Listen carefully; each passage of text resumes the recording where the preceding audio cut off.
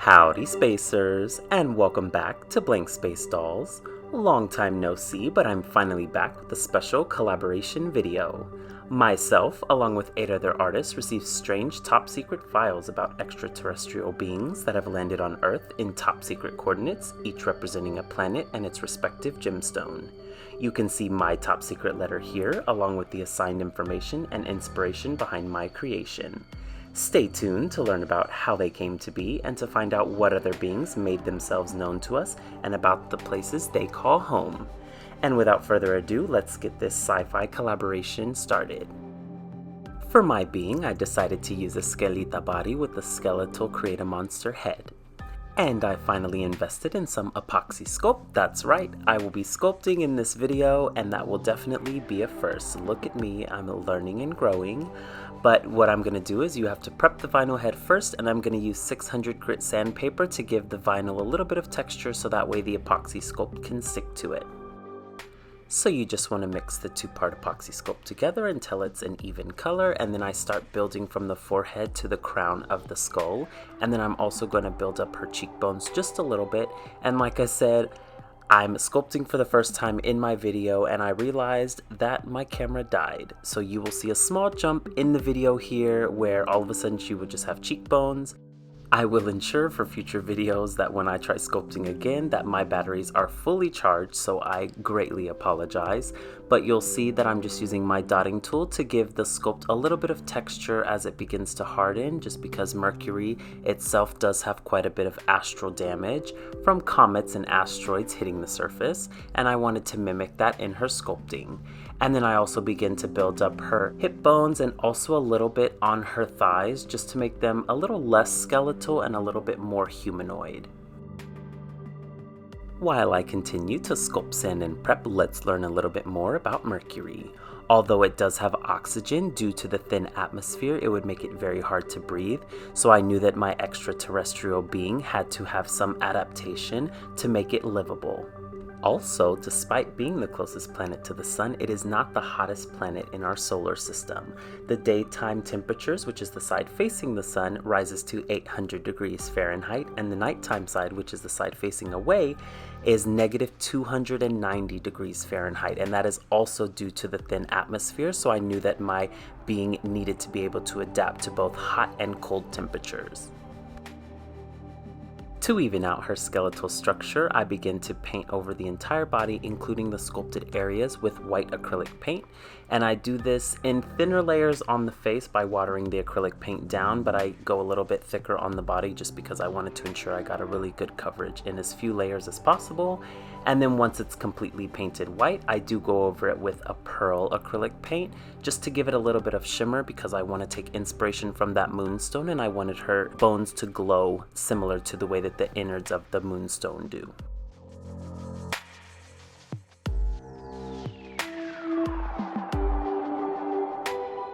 Then after 2 full layers of the pearl paint, this is what the skin tone looks like, and you can see those sculpts have completely blended in. And then I'm going to go in with my Jane Davenport palette pastels in Chilled, which is just the cooler tones. And I begin with a lavender purple to start shading in some of the hollowed out areas of the bones, or where the hollowed out areas would be. And then you're going to go in with teal, and what this is going to do is this is just going to add a little bit more dimension to the spaces in the bones and make them feel a little bit more 3-dimensional.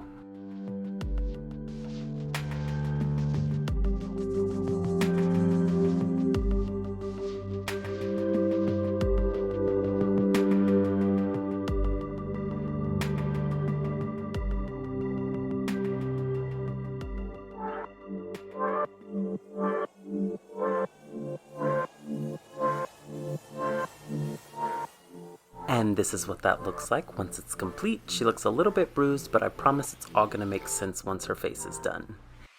Now let's move on to her face up. I start by laying down my initial lines with my Gunmetal Spectrum Aquablend watercolor pencil, and this is just gonna give me guidelines to follow as I build up the colors, and I use it to fill in the shadows of her mouth and sketch out her initial eye shape.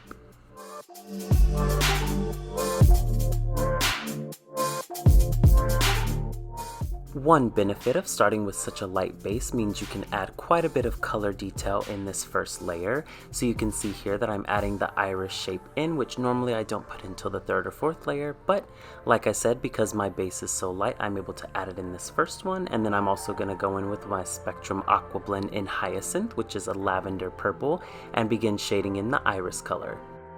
I went back and forth about what lip color I wanted to give her, but I ended up deciding on this pink color because I thought that it just complemented the colors so well, and with her eyes being purple and like the purple and blue in her skin tone, I thought the pink was quite natural and complementary.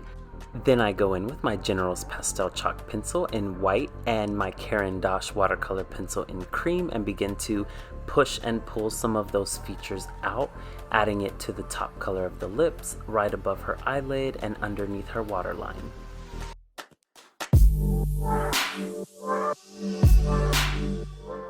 The key to getting vibrant and pigmented colors is by ensuring that you're sealing between every layer with Mr. Super Clear UV Cut Flat Sealant.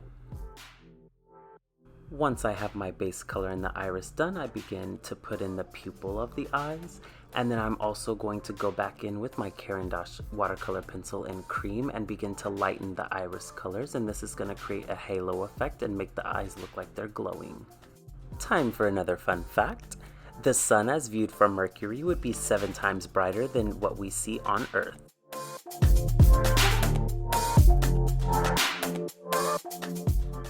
Then I go in with my Caran d'Ache Watercolor Pencil in Bluish Pale and add yet another layer of dimension to the eyes, and this is meant to replicate almost like an adaptation of cataracts to protect the eye from the sun. Now for the finishing details on the face up, I go in and add my circular eye shines, which if you've been with me for a while, you will recognize these. And then of course a few little dashes and then a little bit of shine on her lips as well.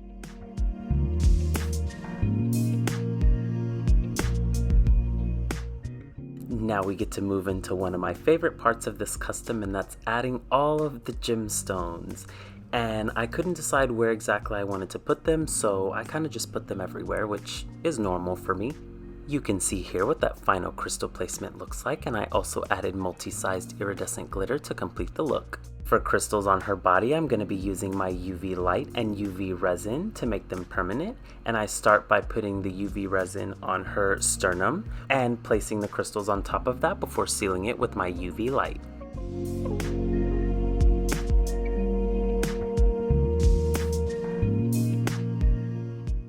Here's the results after it's been cured, and you can see I added a little bit of shine to the pelvic region as well, but I ended up covering that up with the skirt, so kind of wasted that UV resin, but what are you gonna do? When deciding on the clothing and accessories that I was going to give my creature, I wanted to kind of incorporate it into their way of life and how they adapt to such harsh climates on Mercury, being so close to the sun. So I wanted to make it similar to the way deep sea creatures kind of adapt and have clear bodies and use bioluminescence to communicate or ward off predators. I wanted to kind of keep the same idea and almost have my extraterrestrial beings be able to draw in the energy from the sun without breathing in the air and using that energy drawn in as a unlimited power source, thus making them ageless. And now for what I assume you guys come to my channel to actually see, the clothing. You can see here that I've gathered all of the iridescent fabric I could find in my stash, and I'm going to start with this iridescent tulle, and I actually fold it in half in a rectangular shape and sew across the fold, and then I just pull a gathering elastic string through that, and that's going to make the skirt. So you'll see here that I'm just pulling that elastic through the waistband, and then I'm going to fold it in half, and then that back seam is going to be sealed up, and I have a simple rectangular skirt. Real easy.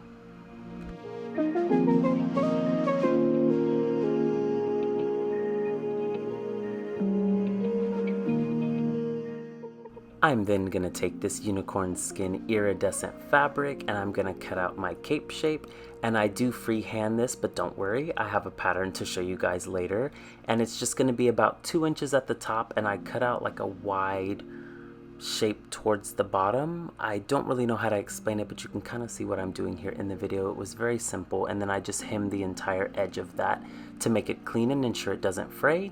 And then at this slimmer top edge, I'm going to gather it using a gather stitch, and that's going to be glued directly to her back.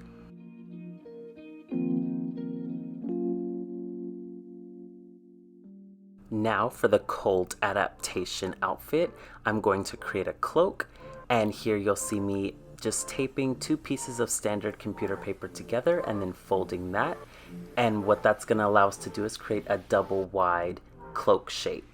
And you'll see here I'm just sketching out a semicircle shape, and I'm kind of gauging how long I want it to be and continuing that line and trying to use as much of the paper as I can, because again, you want as much of that length and width as you can get from the actual paper. And I do make a smaller circle because I thought that it might be too wide. And then I am going to measure that out for you guys. So if you're trying to replicate this yourself, you can just look at these measurements and then just connect all of those dot measurements.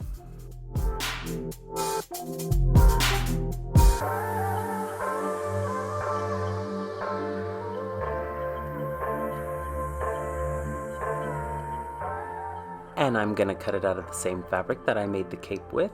And you'll see here I'm leaving a little bit of extra space just because the more length and width you can have, the better, and the more volume you're going to give to your cape.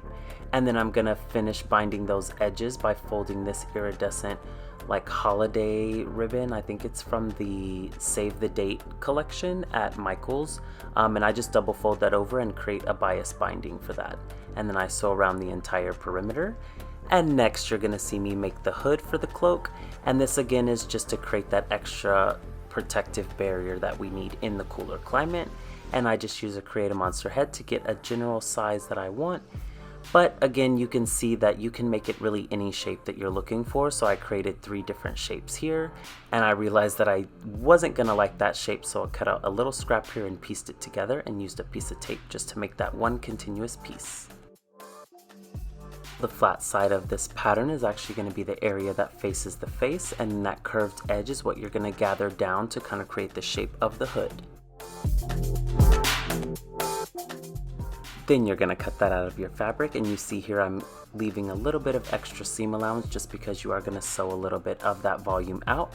Then I'm going to take this ultra thin horsehair braid, and this is just going to give a more stiff shape to the actual hood itself, and you can see that here. Then you just want to run a quick gather stitch around that curved edge, and this is going to give you your hood shape.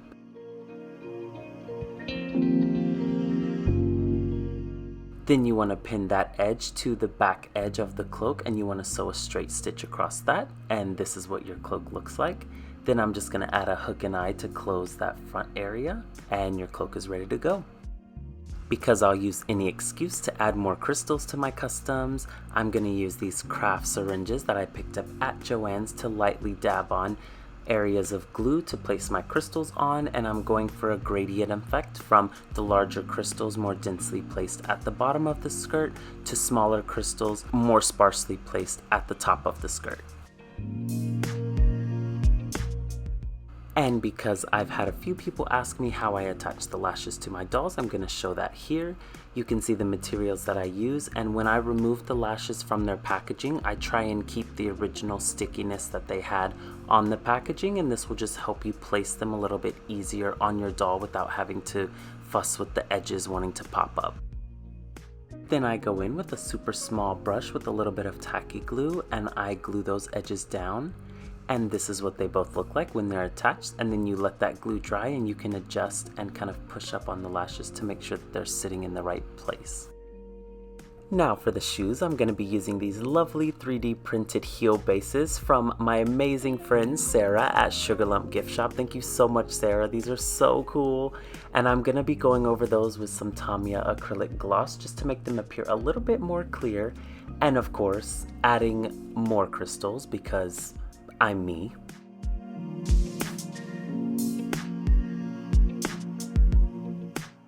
And here's what those shoe bases look like with all the crystal details. And then you can see these small little holes. What you're able to do is loop some ribbon through that, and luckily I had some iridescent ribbon that did just the trick. And now that those are done, let's take a look at the final photos.